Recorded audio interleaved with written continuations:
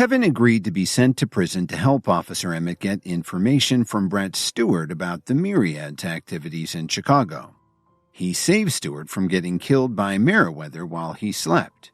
Now Kevin just wanted to get the intel and leave.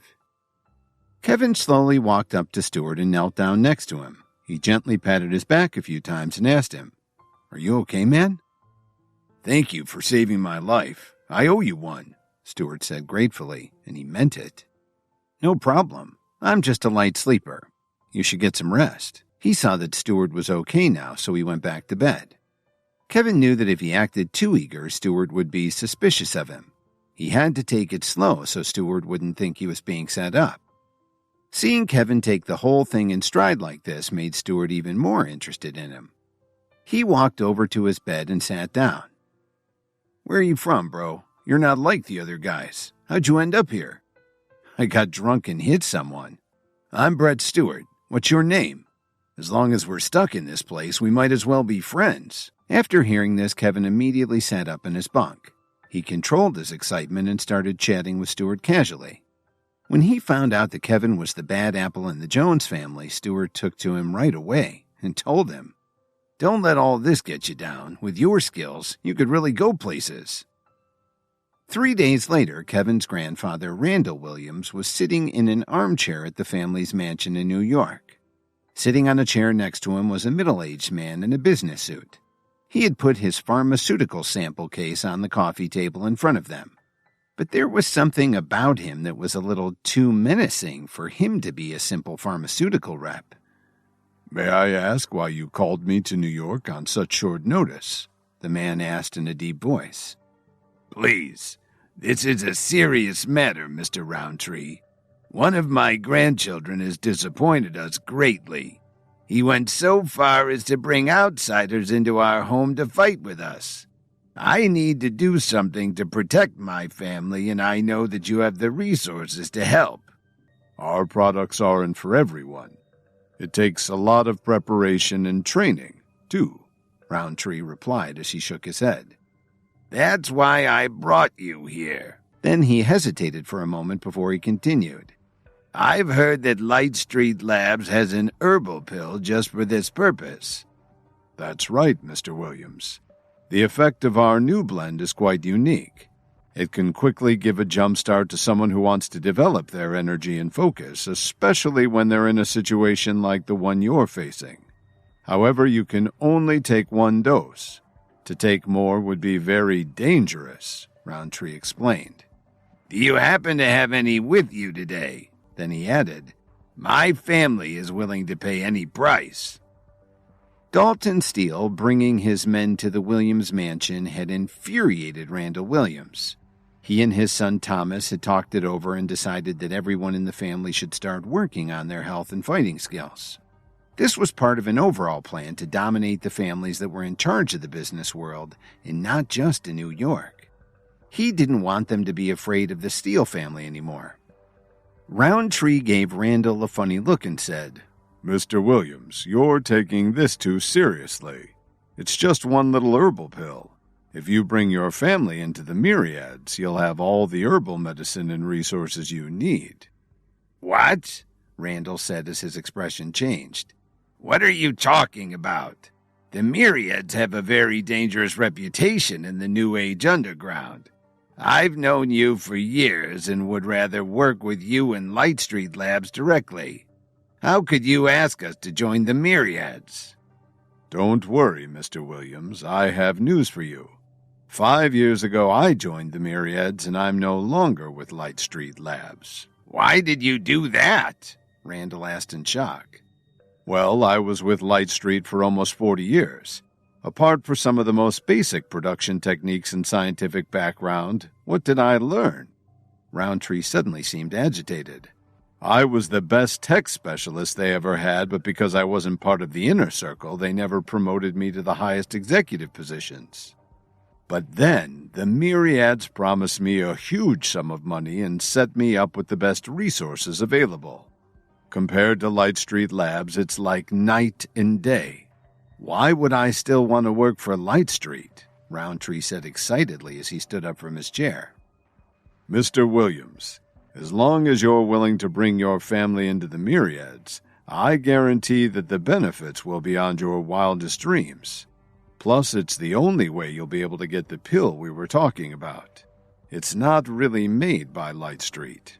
You're putting me in a difficult position. How could I bring my family into an organization like the Myriads? Nonsense. These days, with all the competition, the most important thing is to improve your strength, your stamina. If you're worried about your reputation, why don't you go talk to Light Street Labs? They'll have nothing like this to offer you, Roundtree said matter-of-factly. In any case, as long as you don't tell anyone about joining the Myriads, your reputation will still be safe. But this is a serious decision. I understand, Roundtree said. But I have to leave now. Please think about the future of your family. I'll come back in a month so we can discuss this again. Then he closed up his sample case and headed out the door. Grandpa Williams sat back down in his chair, unsure what to do next. Ever since Kevin had beaten up Merriweather and his gang, he had become the leader of the prison inmates. No matter what he did, whether he was eating or going to the toilet, there was always a large group of men following him around. This also gave Stewart a better rep because he was friends with Kevin. It was definitely survival of the fittest. After 2 weeks, Officer Emmett still hadn't found any evidence to keep Stewart in custody, so they had to release him. Kevin, gotta go now, but I'll definitely find a way to contact you, Stewart said as he shook his hand and patted him on the shoulder. Don't worry, I got a short sentence, so I should be out real soon, Kevin replied happily. But he thought to himself, I've been in this hole for 2 weeks just to get some information from you. It sure wasn't easy. Stewart smiled and headed out with the guard so they could finish his out-processing. The next morning, Kevin was released too. As soon as he stepped outside, he got a call from Officer Emmett. How did it go? Did you get any useful information from Stewart? Officer Emmett's words were full of expectation. No, that guy plays his cards close to his chest. I hung out with him for almost 2 weeks and we got along really well. But every time I asked him about his past, he changed the subject, Kevin answered truthfully. Nothing at all? Officer Emmett asked. She was extremely disappointed. How could her plan have failed? Kevin hadn't found out anything the department could use. Nope, nothing. The guy's very careful about what he shares, Kevin said lightheartedly. Anyway, I just spent 2 weeks in jail. How are you going to make it up to me? What's that? You didn't even complete your mission and you want me to make it up to you? Officer Emmett scoffed. Are you giving up on me already? What if I find out something about the Myriads in the future? Kevin, do you have any idea what you're talking about? It's almost impossible to find out anything about them. We've been investigating them for so long, but we haven't found out anything useful. Officer Emmett hesitated for a moment before continuing. But let me warn you, you can't have any contact with them from now on. It's too dangerous. Then she hung up the phone without any warning.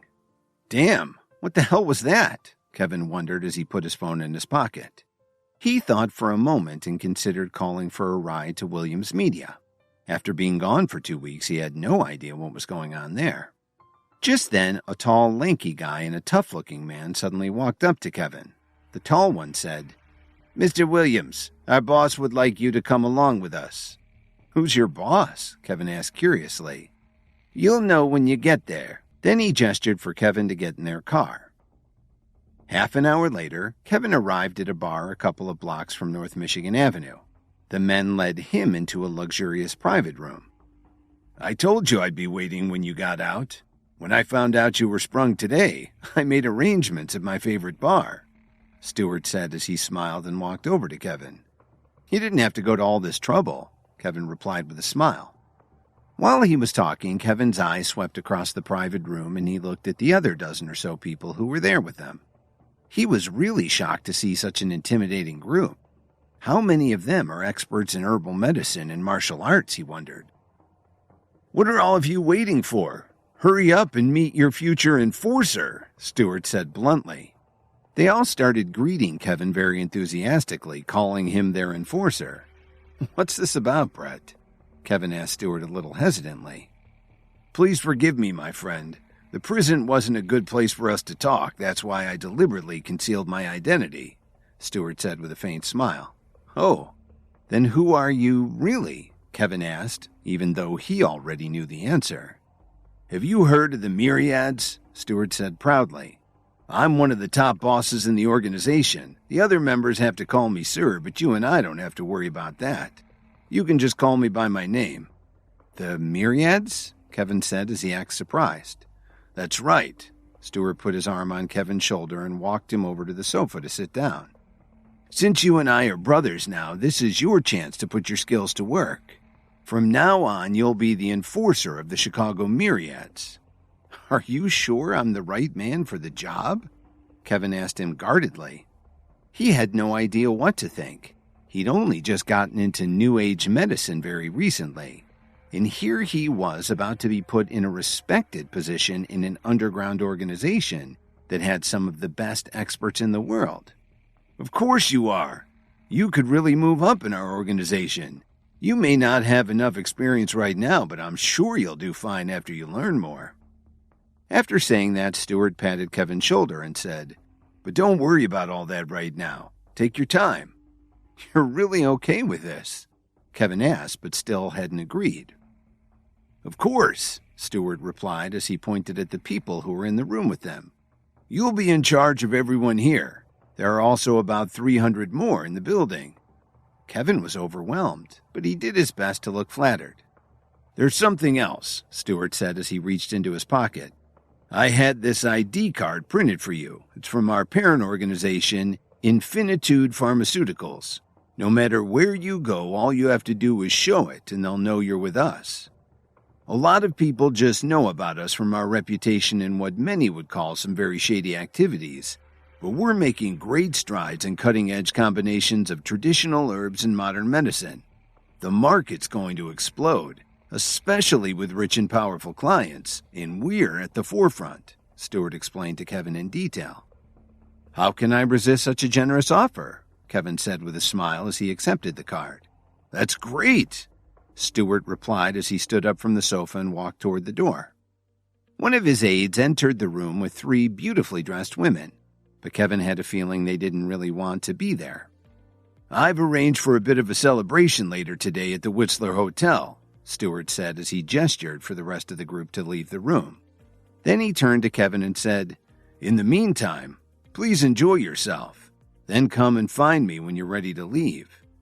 Stewart smiled and closed the door as he left the room. Kevin looked at the women one by one. He sighed as he walked over to them and said quietly, "I had no idea they'd do something like this. You should leave while you can, and be more careful in the future. Don't let them put you in this sort of position again." The women all looked at each other in astonishment. One of them, who seemed to be the leader, stood up to speak. Hi, Kevin here. If you're wondering what happens next, then stay tuned on the Pocket FM Universe channel for more episodes.